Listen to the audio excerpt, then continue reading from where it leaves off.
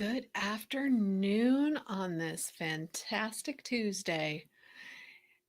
It's a Monday Tuesday if you're watching me live on Facebook or YouTube. It's the day after Labor Day in the United States. So it's getting back into the swing after a long weekend. It's all kinds of fun. But today I'm going to talk about one of those topics nobody really loves. Tips on how to handle those difficult conversations at work. I think I can speak for most business owners in today's world that we're having conversations that we never anticipated we would have with our customers, with our employees, with other stakeholders in our company, asking questions and having these really challenging situations. And it's getting more emotional, it's getting more dramatic, and it's getting really uncomfortable to have these difficult conversations. And tensions are higher in workplaces than they have been in a very long time, if ever. And emotion is what is fueling so many of our employees and their reactions to things that they don't necessarily have control over, but neither do you. And we've seen all of the videos on YouTube, on Facebook, on Twitter of the horrible behavior from customers, of the traumatic things that are happening, and businesses are just trying to survive. So, today I want to give you some tips on how to handle those difficult conversations and how to navigate the minefield that is the emotions that can come with that. Now, before you set your intent to have this conversation, it's really important that you set your own expectations. And when I say that, I mean, in your mind, is this conversation trying to nurture a relationship and mentor someone up or foster loyalty with a customer or a vendor? Or is this, for example, terminating someone and you're trying to mentor them out and end the relationship in the work environment? So, setting that expectation also sets what your actions are going to be. I'm going to address the first, or that's the second one I mentioned, mentoring them out first. And that is those termination discussions. Those discussions when it is time to end an employment relationship, end a contract, or change vendors. And this is, I know it still does not make you feel good inside, but this is actually the easier of the conversations to have. Because when you are in the severing a relationship piece, you're just going to stick to the facts, the black and white facts, and what are the next steps. So, for example, if you're going to fire someone, it's today is your last day. This is not working out. Here's your final check. You'll be getting notifications of Cobra. I need to collect your keys and other property. You are keeping the conversation very limited. And if an emotional response really starts to scale up, you are stopping it because you don't want this conversation to become an emotional, embattled issue. If you're sticking to the facts, sticking to information, if you're using progressive discipline or using um, terms in the contract that are allowing you to get out of the contract with a vendor, you can state those specific facts of you violated the terms here, here, and here. As a result, we're no longer going to work together. Or you've already previously been warned here, here, and here. It happened again. We're no longer going to work together. And keep it very simple and very straightforward. You don't want to get into the details. You don't want to get into the emotion because you're ending it.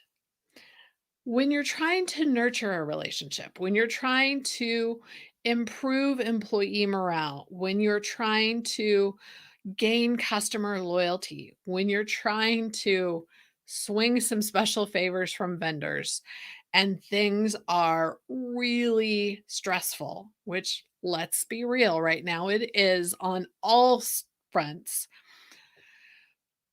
The key first is to listen.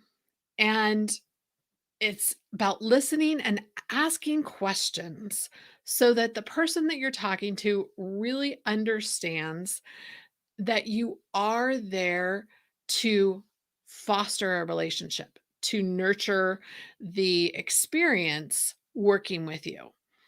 So, again, you're going to set some expectations of what this conversation is about, what these things are going to involve. If it is a coaching session because you're wanting someone to improve their performance, you're going to set the expectation of what you're going to talk about, the things that you're able to do. Or I've done a video earlier on stay interviews. One of the things in that is setting the expectation that we're going to talk about the employee's performance, the supervisor's involvement, and what they can do, but we're not going to address those bigger company wide issues that can't be solved in that discussion. But right now, setting expectations really is about setting expectations to the group about these controversial things with vaccines and masks and all of the things that you have polarizing opinions in the same workplace, whether it's from your customers or from your employees or from vendors coming in. And all of those are happening right now. And you're going to set those expectations in. We don't have those discussions as a group in the workplace. If you want to discuss a concern, if you want to discuss what's happening, I will be available on this day, or I'm available every day, or set that time when you are available to have that discussion. But the expectation needs to be set that we're respectful, we're understanding, and we respect everybody's personal opinions, but they're not discussed. And that has to be set right away to avoid the tensions getting higher as one person really feels passionately that a vaccine mandate should be put in place for everyone, while another who's subject to the mandate is feeling like choices are taken away. It's really, really important that as the business leader, you're acknowledging that, yes, we have these very disparate or different opinions, but we can't have those discussions in a group setting. You don't want those discussions because that's where things are going to escalate. That's where things are going to get said in the heat of the moment that are going to damage long term relationships. Once you've set those expectations, then you want to take time, and it could be just a moment privately to talk to each employee and really let them know you are available and you want to discuss their concerns. You want to discuss what is troubling them and giving them the opportunity to vent, to get all of those things out, to get all of the tension. And this is where listening is really important.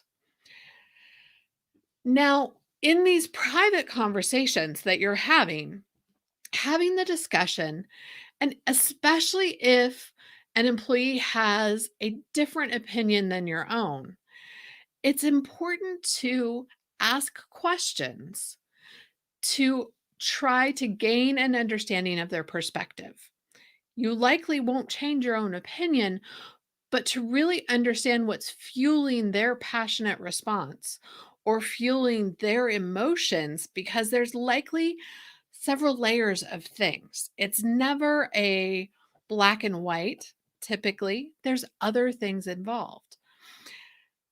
It's really important, especially when we're talking in 2021 in the land of vaccines, masks, and other things with the pandemic, that you don't try to change their mind. You don't try to persuade them with, as many people use this example, fire hosing them with facts and information and why they're wrong. If given the opportunity and it's natural, share your experience and your decision, but really use empathetic listening and try to gain that understanding. But it's also really important that you share the facts in what's happening in the business. If your business is under a mandate, well, the mandates that are coming through for a business owner, as much as you can agree or disagree with the mandate, the costs and the consequences with not following it are so much that the business could not operate. So you understand a perspective, but the facts of running the business, we have to do it this way.